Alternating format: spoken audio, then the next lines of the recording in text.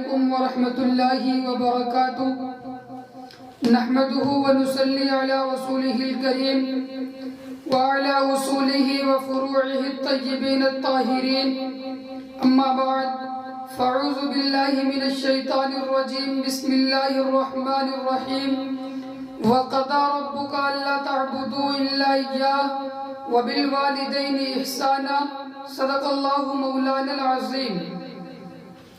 اعلیٰ حضرت امام احمد رضا فاضل بریلوی فرماتے ہیں، وہی رب ہے جس نے تجھے ہمتن کرم بنایا، وہی رب ہے جس نے تجھ کو ہمتن کرم بنایا، ہمیں بھیک مانگنے کو تیرا راستہ بتایا، تجھے حمد ہے خدایا، تجھے حمد ہے خدایا۔ کروڑوں کروڑوں درود و سلام ہو اس محبوب اعظم پر جو خالق کا بھی محبوب ہے اور مخلوق کا بھی، جس ذات گرامی نے ہمیں ہدایت کی راہ پہ چلنا سکھایا، خالق و مخلوق کے حقوق سے آشنا فرمایا، اور جس ذات گرامی نے ہمیں یہ بتایا کہ اللہ کی غضب کے راستے کون ہیں اور اللہ کی خوشی اور اس کے رضا کے راستے کون ہیں۔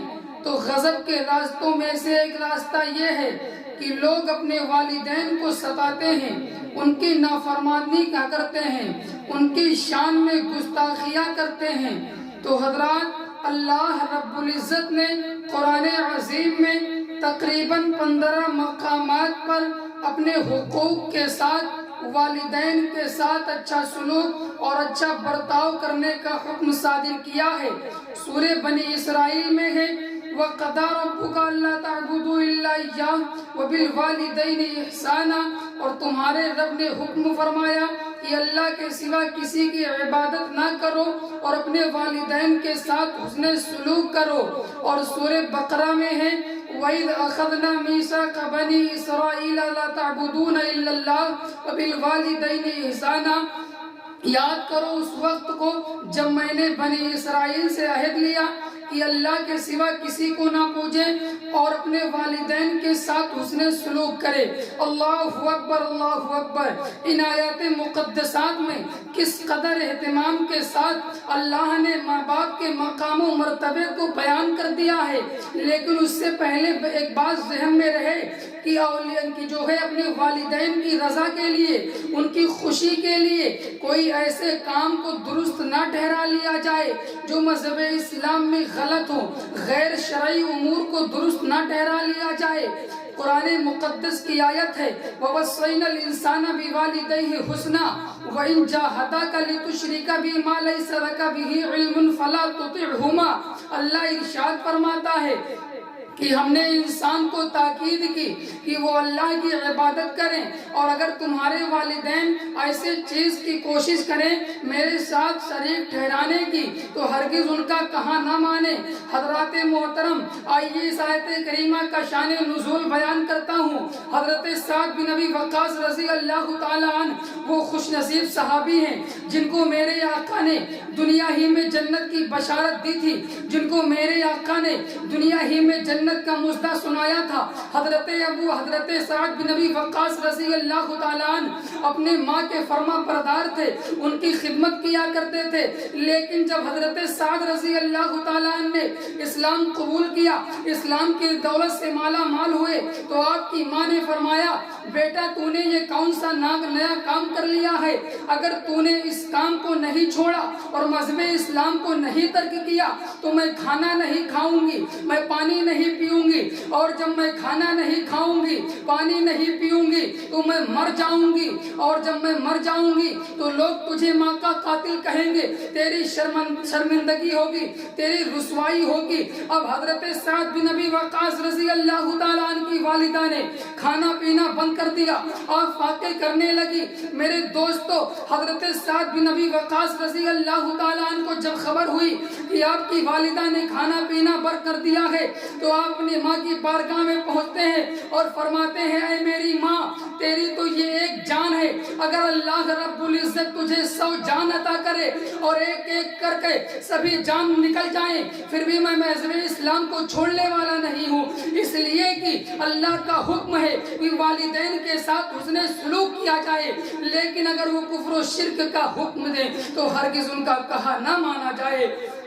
حضرات دیکھا آپ نے یہ صحابہ کرام کی مضبوطی کہ آپ نے اسلام کو نہیں چھوڑا، اور اللہ نے قرآن میں آیت نازل کر دی کہ اگر کفر و شرک کا حکم دے والدین تو ان کا کہا نہ مانا جائے۔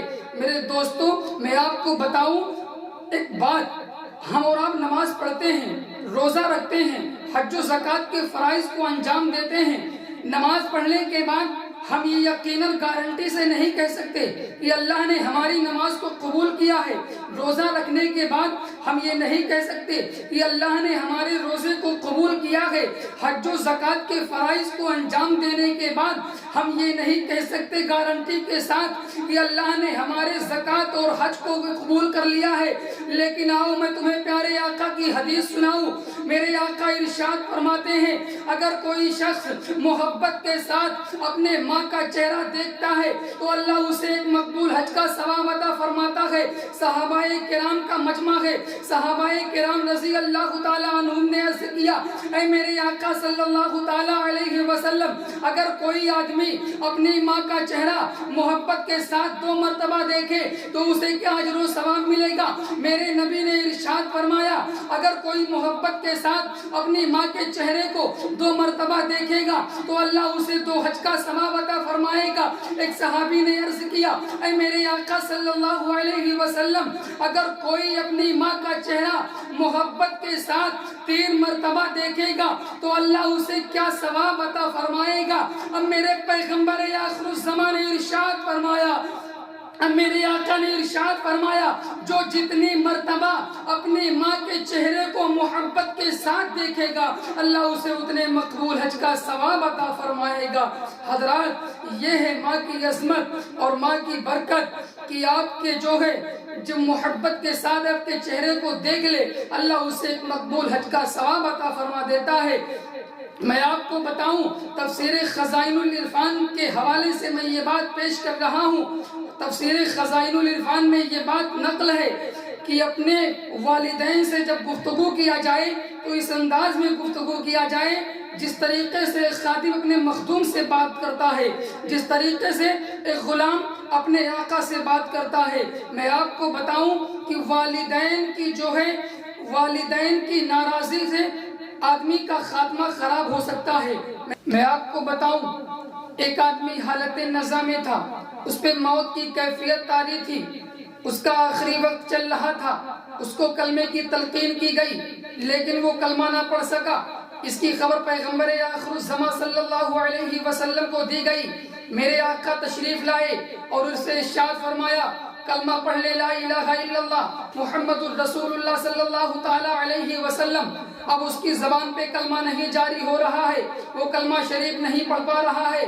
اب میرے آقا نے ارشاد فرمایا، آخر بات کیا ہے، آخر ماجرا کیا ہے، یہ آدمی کلمہ کیوں نہیں پڑھ پا رہا ہے؟ تو لوگوں نے بتایا، حضور یہ اپنی ماں کو ستاتا تھا، اپنی ماں کو پریشان کرتا تھا، ان کو گالیاں دیتا تھا۔ اب میرے آقا نے اس کی ماں سے پوچھا اور اسے ماں سے کہا اپنے بیٹے کو معاف کر دے۔ تو اس کی ماں نے کہا، حضور اگر آپ کا حکم ہے تو میں معاف کرتی ہوں، ورنہ تو اس کے اعمال اتنے اچھے نہیں ہیں، یہ مجھے ستاتا تھا، مجھے پریشان کرتا تھا، اس لیے میں اسے نہیں معاف کروں گی۔ اب اللہ کے رسول نے ارشاد فرمایا، اے بوڑھی ماں، اگر آگ جلائی جائے اور جلانے کے بعد تیرے بیٹے کو اس آگ میں ڈالا جائے اور تجھ سے کہا جائے اگر تو اپنے بیٹے کو معاف نہیں کرے گی تو تیرے بیٹے کو آگ میں ڈال دیا جائے گا، کیا اس وقت بھی اپنے بیٹے کو معاف نہیں کرے گی؟ تو اس بوڑھی ماں نے کہا، اے میرے آقا صلی اللہ علیہ وسلم، جب تو میں اپنے بیٹے کو معاف کر دوں گی۔ ماں کی ممتا تڑپ گئی۔ اب میرے آقا نے ارشاد فرمایا، اے بوڑھی ماں، اللہ اور رسول کو گواہ بنا کر اپنے بیٹے کو معاف کر دے۔ اب میرے آقا صلی اللہ تعالیٰ علیہ وسلم کو گواہ بنا کر اس بوڑھی عورت نے اپنے بیٹے کو معاف کیا، اور معاف کرنے کے بعد جب میرے آقا صلی اللہ تعالیٰ علیہ وسلم نے اس بوڑھی بوڑھی عورت کو کلمہ پڑھایا اور میں اس آدمی کو کلمہ پڑھایا اور آپ نے ارشاد فرمایا کہ اب پڑھ لے کلمہ لا الہ الا اللہ محمد الرسول اللہ صلی اللہ تعالی علیہ وسلم. فوراً اس کی زبان پہ کلمہ جاری ہو گیا, فوراً اس کی زبان پہ کلمہ شریف آ گیا.